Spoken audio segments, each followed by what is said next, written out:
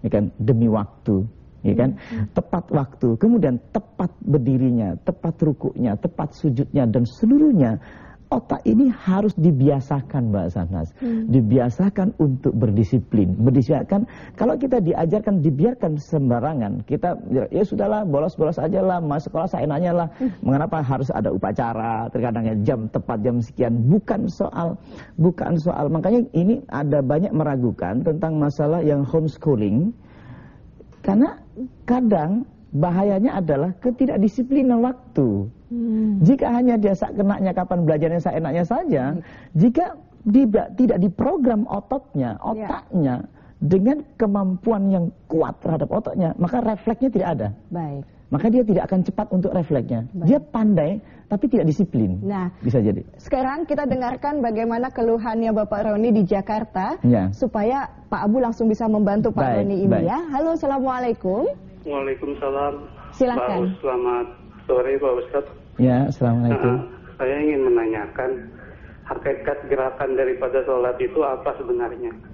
Pak Abu mau training sekejap sebentar dengan Pak Roni? Boleh, silahkan. Boleh, iya. Kalau bicara hakikat berarti kebenarannya, kenyataannya. Nyatanya tubuh kita ini terbuat dari tanah. Ketika kita berdiri sebenarnya itu adalah bioritmik tubuh kita sebenarnya. Ketika Anda dari mulai bayi, ya kan, kemudian umur 17 tahun, 40 tegak, kemudian tanpa sadar tubuh Anda akan dibungkukkan sama Allah. Umur 80 semakin bungkuk, umur 90 semakin tunduk, dan itu dipaksa. Ada satu gerakan yang bukan gerakan kita. Ada hakikat. Kan tanya tadi pertanyaan hakikat. Ada kebenaran yang atau ada hakikat yang menggerakkan tubuh kita dari spermatozoa, kemudian kita bayi sampai kita tegak menjadi manusia sempurna, kemudian didorong, kita tahan tidak bisa. Ada satu gerakan yang Anda tidak bisa melawan. Siapapun orang tidak bisa melawan gerakan sampai tersungkur sujud, bahkan ia meninggal.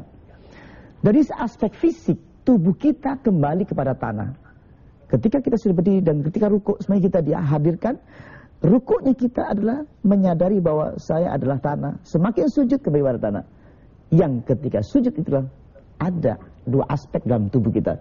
Aspek fisik yaitu tanah, aspek ruhani. Ruhani ruh yang kembali kepada Allah. Jadi sebenarnya lengkap gerakan tubuh kita ketika berdiri, rukuk dan sujud, hakikat tanah kembali kepada tanah, hakikat ruhani kembali kepada ruh yaitu Allah Subhanahu wa taala. Pak Abu mau mencoba supaya Pak Roni bisa merasakan getaran jika menyebutkan Allah, silakan. Baik.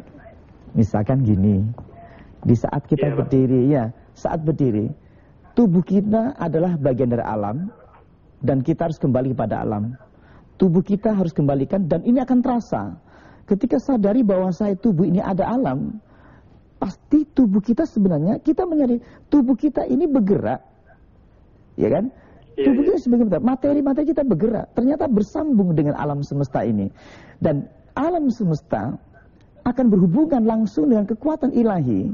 Ketika saya bergerak ini, maka akan terasa tubuh saya akan tersambung dengan alam semesta dan ruh saya akan bergantung kepada yang menggerakkan alam semesta, yaitu Allah Subhanahu wa taala. Maka ini disebutkan inni wajjahtu wajhiya lillazi fatara samawati wal ard hanifa muslima wa ma ana minal musyrikin.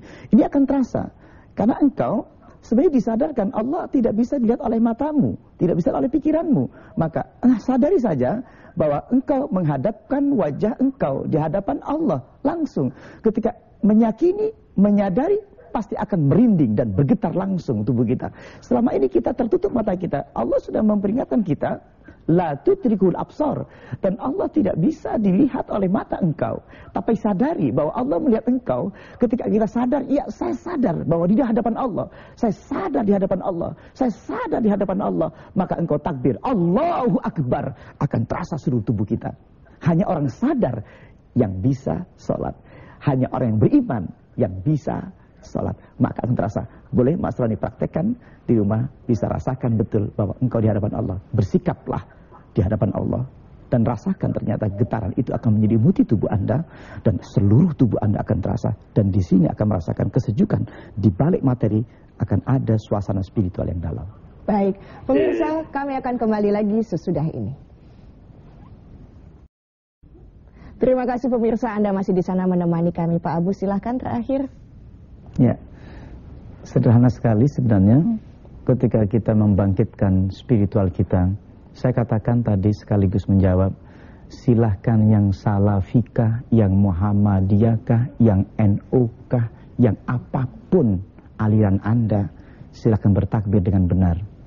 Dan ucapkan takbir dengan betul. Dan sampaikan itu kepada Allah. Bukan hanya mengucapkan takbir Allahu Akbar, tapi engkau sampaikan, engkau memuja Allah betul. Engkau berkata betul. Dan rasakan pelan-pelan. Karena kita latihan, lakukan pelan-pelan, rasakan. Mari bersama-sama.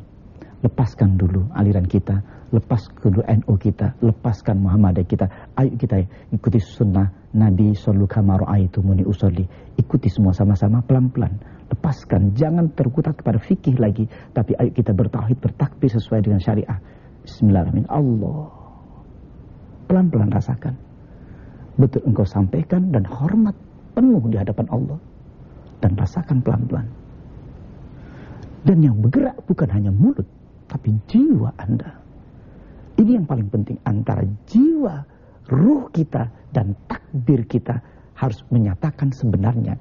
Bukan ucapan takbir, tapi apakah engkau mengucapkan betul atau tidak kepada Allah. Seperti saya katakan, ada jenderalnya dulu, baru engkau hormat. Ada Allah dulu di hadapan Anda, baru engkau hormat. Takbir. Rasakan. Rasakan. Rasakan. Allah. Hu Akbar. Akan terasa energi itu masuk dan bergetar hati kita dan tidak akan mampu karena Allah adalah super besar energinya dan kita dikasih sebagian itu dan kita bisa merasakan bagaimana takbir dan bacaan sholat itu akan menggetarkan setiap semua sendi-sendi, menggetarkan semua elektron-elektron dalam tubuh kita dan elektron-elektron yang bergetar dia akan bisa merespon apa yang didengar. Apa yang dirasakan dan itu akan lebih cerdas daripada orang biasa yang tidak sholat. Baik, Pak Abu terima kasih banyak. Sekarang saya akan melatih anak-anak saya responsif melalui sholat, sehingga dia akan responsif dengan segala macam pelajaran di luar itu. Baik, sekali lagi terima kasih Pak Abu. Pemirsa terima kasih untuk Anda yang sudah masuk ke nomor telepon kami dan selalu setia dengan acara kami. Dan topik kita besok adalah kuasa Allah dalam indahnya sholat, rahmat semesta alam. Mudah-mudahan kita menciptakan manusia-manusia yang luar biasa, yang lepas dari segala macam ego di dalam hati kita. Assalamualaikum warahmatullahi wabarakatuh.